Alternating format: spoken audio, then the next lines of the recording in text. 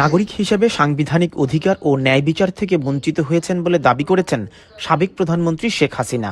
শেখ হাসিনা বলেন, বিগত 2 বছরে তার বিরুদ্ধে প্রায় 6 শতাধিক মামলা দেওয়া হয়েছে, যার মধ্যে 5 শতাধিকই হত্যা মামলা। তিনি বলেন, যাদের হত্যা করে তিনি মৃত্যুদণ্ড পেয়েছেন তাদের অনেকেই জীবিত ফেরত এসেছেন। প্রত্যেক ব্যক্তিকে আইনের আশ্রয় লাভের অধিকার প্রদান করবে রাষ্ট্র। আইনের আশ্রয় লাভের কি আমি নিজেই তো পারিনি। আমার বিরুদ্ধে একটা পর একটা মিথ্যা মামলা দিয়ে যাচ্ছে। হত্যাকাণ্ড প্রায় 600-এর উপরে মামলা, তার মধ্যে 500 হয়নি হত্যা মামলা। প্রতিদিন আবার নতুন নতুন হত্যা মামলা। কত হত্যা করেছি একটা প্রমাণ দিক। হ্যাঁ, একটা ব্যাপার আছে, এটা বোধহয় আপনারা দেখেছেন। আমি যাদেরকে হত্যা করেছি অনেকে কিন্তু আবার জীবিত হয়ে ফিরে এসেছে। আমি কিন্তু শাস্তি পেয়ে গেছি, আমার মৃত্যুদণ্ড দেওয়া হয়ে গেছে, কিন্তু আমি যাদের হত্যা করেছি তারা জীবিত হয়ে ফিরে আসছে। সোমবার আইন সহায়তা পরিষদ যুক্তরাজ্য আয়োজিত 15ই আগস্ট শোক দিবসের অনুষ্ঠানে প্রধান অতিথির বক্তৃতায় টেলিফোনে সংযুক্ত হয়ে এমন মন্তব্য করেন ভারতে অবস্থানরত বাংলাদেশের সাবেক প্রধানমন্ত্রী শেখ হাসিনা। আর্টিকেল 35-এ লেখা আছে তো যে প্রত্যেক অভিযুক্ত ব্যক্তির জন্য স্বাধীন ও নিরপেক্ষ আদালতের ন্যায্য ও প্রকাশ্য বিচার নিশ্চিত করার সাংবিধানিক অধিকার স্বীকৃতি দেয়। আজকে আমাদের বিচার হচ্ছে কোথায়? যেখানে যুদ্ধ অপরাধীদের বিচার, সেই কোটি বিচার আমাদের হবে। মানে আমি যুদ্ধ অপরাধীদের বিচার করেছিলাম, তার প্রতিশোধটা নেওয়া হচ্ছে এবং মৃত্যুদণ্ড আর প্রত্যেক এসে 10 কাঠা জমি কেনার জন্য 35 বছর না 34 বছরের সাজা হয়ে গেছে আমার। ব্যারিস্টার মনিরুল ইসলাম মঞ্জুর সভাপতিত্বে ও ব্যারিস্টার সঞ্জয় কুমার রায়ের সঞ্চালনায় পূর্ব লন্ডনের রমফোর্ড রোডের আইভি ভেন্যুতে আয়োজিত সভায় আইনজীবীরা জানিয়েছেন, আগামী ডিসেম্বরে শেখ হাসিনার মামলা লড়তে যুক্তরাজ্যের কিংস কাউন্সিলর সহ শতাধিক ব্রিটিশ আইনজীবী বাংলাদেশে আসার প্রস্তুতি নিচ্ছেন। ডিসেম্বর মাসে আমরা নেত্রীর সাথে 100 জন আইনজীবী একসাথে বাংলাদেশে যাব, এবং এ যাওয়ার অর্থ হচ্ছে, আপনারা জানেন জননেত্রী শেখ হাসিনার দেশ ত্যাগের পর বাংলাদেশে খুন, দর্শন, নির্যাতন, অত্যাচার, নিপীড়ন এবং আইনের শাসন বলে এখন আর কিছু নেই।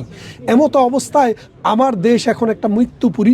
আমার অর্থনীতি ধ্বংস হয়ে গেছে, বিদ্যুৎ নেই, গ্যাস নেই, মানুষের চাকরি নেই, পেটে ভাত নেই।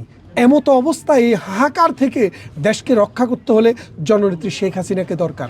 আমরা যে কোনো পরিস্থিতি মোকাবেলার জন্য প্রস্তুত। নেত্রী যদি যায়, নেত্রী সবচেয়ে আগে যে সব সমস্যাটা ফেস করবে সেটা হচ্ছে লিগ্যাল চ্যালেঞ্জের মুখোমুখি হবেন। আমরা এখান থেকে আইনজীবীরা যাব, পাশাপাশি আমাদের লাখো লাখো আইনজীবী আছে বাংলাদেশে, যাদের সাথে আমরা সমন্বয় করে আমরা একযোগে নেত্রীর জন্য কাজ করে যাব ইনশাল্লাহ। এটা doesn't matter whatever situation we'll have to face, we'll face it. That doesn't matter.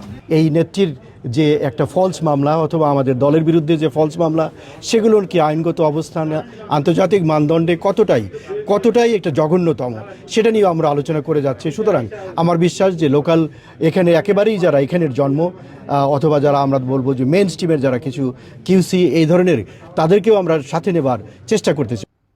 বক্তারা বাংলাদেশে গণতন্ত্র ও ন্যায় বিচার ফিরিয়ে আনতে আন্তর্জাতিক কমিউনিটির সহযোগিতা কামনা করেন। জুলাই অগাস্টে, বিশেষ করে অগাস্টে বাংলাদেশে যারা ক্ষমতা দখল করেছে তারা হচ্ছে ইসলামিক রেডিক্যালিস্ট, টেরোরিস্ট। তারা আমাদের মুক্তিযুদ্ধে বিশ্বাস করে না, গণতন্ত্র, সমাজতন্ত্র, বাঙালি জাতীয়তাবাদ এগুলোতে তাদের বিশ্বাস নেই। তাই তারা যা করছে গত 2 বছর, এটাই করা স্বাভাবিক। তারা মুক্তিযুদ্ধের বিরুদ্ধে, স্বাধীন বিচার ব্যবস্থার বিরুদ্ধে, গণতন্ত্রের বিরুদ্ধে, আর এই জন্যই তারা ধর্মনিরপেক্ষতার বিরুদ্ধে। এজন্যই এই স্বাধীনতার পক্ষের শক্তিকে তারা হত্যা করছে, বাড়িঘর জ্বালিয়ে দিচ্ছে, আপনার ভুয়া মামলা দিয়ে জেলে ঢুকে দিচ্ছে, নানা রকম অত্যাচার, নিপীড়ন করছে, সাংবাদিকদের স্বাধীনভাবে কথা বলতে দিচ্ছে না। তো এদের কাছ থেকে আপনি এর চেয়ে বেশি কিছু আশা করতে পারেন না, আমরা আশা করতে পারি না। তো এদের বিরুদ্ধে আমরা সবাই রুখে দাঁড়িয়েছি। দিন দিন মানুষ বুঝতে পারছে যে নেত্রীকে হারা এখন বাংলাদেশ কোন দিকে যাচ্ছে, যার জন্য মানুষ অপেক্ষা আছে নেত্রী কখন আসবেন। সারা বাংলাদেশের এভাবেই চলছে। ইনশাল্লাহ আমরা সবাই সংগঠিত হচ্ছি এবং নেত্রী আমাদেরকে যেভাবে নির্দেশ দিয়েছেন আমরা সেই নির্দেশ মোতাবেক কাজ করছি। 15ই আগস্টের শোক দিবসের আলোচনায় অতিথি হিসেবে শুভেচ্ছা বক্তব্য রাখেন যুক্তরাজ্য আওয়ামী লীগের সভাপতি জালাল উদ্দিন, সাধারণ সম্পাদক সৈয়দ সাজিদুর রহমান ফারুক, সাবেক মৎস্য ও পানি সম্পদ মন্ত্রী আব্দুর রহমান, সাবেক প্রবাসী কল্যাণ বিষয়ক প্রতিমন্ত্রী শফিকুর রহমান চৌধুরী, সিলেট সিটি কর্পোরেশনের সাবেক মেয়র আনোয়ারুজ্জামান চৌধুরী সহ যুক্তরাজ্যের সিনিয়র আইনজীবীরা।